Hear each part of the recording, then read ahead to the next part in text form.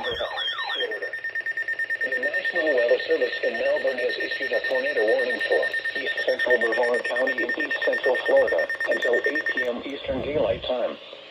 At 7:36 p.m. Eastern Daylight Time, a severe thunderstorm capable of producing a tornado was located near Cocoa Beach, moving north at 30 miles per hour.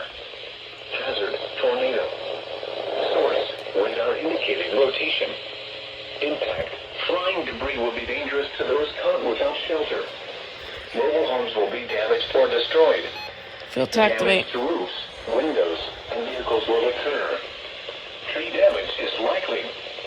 This dangerous storm will be near Cocoa Beach, Cape Canaveral, and Port Canaveral around 7:40 p.m. Eastern Daylight Time. Take cover now. Move to an interior room on the lowest floor of a sturdy building. Avoid windows. If you are outdoors, in a mobile home, or in a vehicle, move to the closest substantial shelter and protect yourself from flying debris.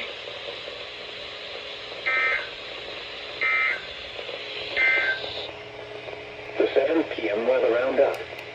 At the Orlando International Airport, light rain. The temperature was 77 degrees.